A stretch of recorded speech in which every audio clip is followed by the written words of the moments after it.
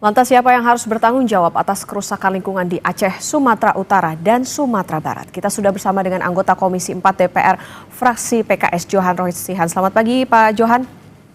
Selamat pagi Mbak. Pak Johan, tadi jelas Ketua Komisi 4 Titik Soeharto minta tegas tegakkan hukum untuk mereka yang melakukan deforestasi sehingga memicu bencana ini. Potensi pelanggaran yang akan ditemui seperti apa Pak? Itu yang coba kita minta didalami ya, karena pengakuan dari Pak Menteri kan satu jengkal pun saya tidak pernah memberikan izin pada daerah terdampak Sumut, Sumbar maupun Aceh. Pertanyaannya kan siapa yang memberikan izin? Nah itulah kenapa kemarin ketika rapat kerja itu saya secara pribadi meminta Pak Menhut agar membuka datanya secara terang benderang. Ya, kalau Pak Menteri bukan yang tanda tangan, lantas siapa gitu? Kalau di zamannya Pak Raja Juli ini tidak tanda tangan, maka perlu kita tarik ke belakang, gitu. Ibu Nurbaya kah, Zulkifli Hasan kah, Meskaban kah, atau siapakah gitu yang telah mengobral izin usaha itu sehingga kondisi hulu di daerah terdampak itu sudah sangat parah banget gitu. Karena indikasi dari data-data yang dipaparkan oleh Kementerian Kehutanan kemarin itu nampak sekali bahwa memang tata kelola hutan kita sangat lemah sekali gitu. Rehabilitasi das tidak berjalan, ada perusahaan tambang ilegal yang berkontribusi pada kerusakan di hulu.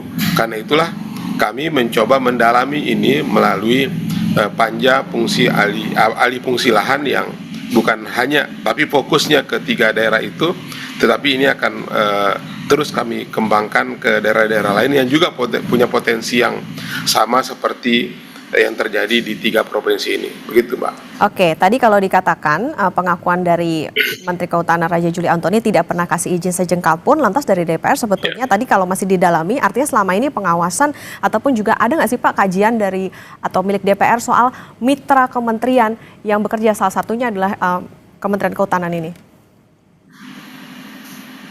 Ya kita belum dalami sampai di situ, itulah kenapa kita membuat panja fungsi alih fungsi lahan ini Mbak, sehingga kita bisa minta datanya secara keseluruhan ya, agar ini betul-betul kita tahu siapa sih sebenarnya yang menjadi dalang dari kerusakan hutan di Republik ini. Oke, Pak Johan, soal ekspektasi dari langkah pemerintah usut kayu gelondongan ini apa Pak? Ya kita berharap agar apa yang dijanjikan oleh Pak Menteri di hadapan Komisi 4 yang dipimpin langsung oleh Bu Ketua itu segera bisa diwujudkan. Karena terus terang kemarin itu kami semua anggota Komisi 4 itu bersepakat dan memahami, baru kali ini kami melihat Ibu Ketua Komisi itu marah, geram, dan dengan segala perasaannya baik sebagai ketua maupun sebagai ibu, beliau menampakkan kemarahan yang luar biasa. Karena itu kami sebagai anggota dan tentu sebagai rakyat yang memiliki empati terhadap musibah itu, kami tidak akan main-main untuk mengawal ini, sehingga apa yang menjadi janji menteri dan harapan Ibu Ketua dan tentu semua anggota Komisi 4 bisa kita wujudkan secara cepat, ya, terencana dan terjadwal gitu. Oke, Pak Johan, ini kan panja alih fungsi lahan, goals-nya nantinya akan seperti apa? Rekomendasikah? Kemudian juga jika ditemukan adanya pelanggaran, seberat apa nanti pidananya supaya bisa memberikan efek jera? Ya tergantung temuannya nanti, Pak. Kalau misalnya kami menemukan pelanggaran hukum, tentu ini akan kita lanjutkan dengan langkah-langkah konstitusional yang lain sesuai dengan fungsi tugas DPR, bisa angket, bisa apa begitu, tergantung nanti apa yang kita temukan di lapangan. Gitu. Oke, sesuai nanti bagaimana temuan dan juga pendalaman dari Komisi 4. Lantas Pak, soal ini Pak, ada desakan soal Menhut ini mundur. Ini ada suara-suara seperti ini di Komisi 4. Ini seperti apa Pak? Ya, kemarin ada yang vulgar menyampaikan Anda tidak mengetahui tentang persoalan kehutanan, sebaiknya Anda mundur. Ada teman juga yang memberikan contoh pada kasus yang sama banjir di Filipina, sebagai bentuk pertanggungjawabannya Menteri mundur. Itu ada yang menyampaikan secara vulgar, ada yang menyampaikan secara halus gitu. Termasuk saya juga, ketika Pak Menteri menyatakan ketika pertama saya dilantik, saya diberikan tugas dua oleh Pak Presiden, kata beliau. Yang pertama, Pak Menteri tolong jaga hutan. Maka saya bertanya, apakah Pak Menteri sudah menjaga hutan? Apakah Pak Menteri sudah merasa menjaga hutan?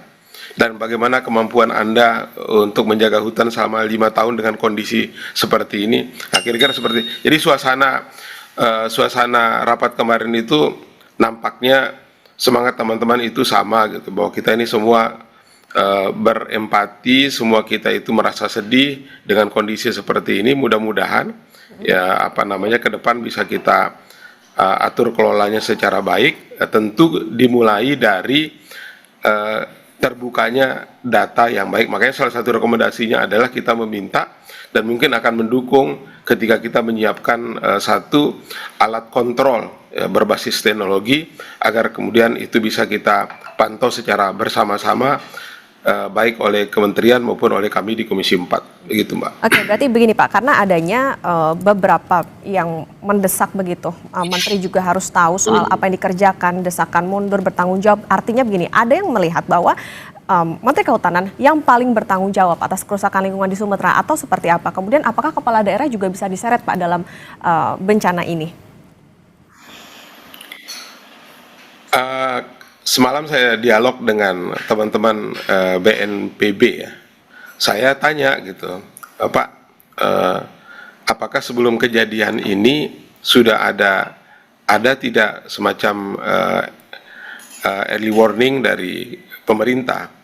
BNPB menjelaskan kepada kami bahwa kami sudah menyampaikan peringatan dini itu hari -8, -6, -4, bahkan sampai -2, H-2 gitu dari kejadian itu.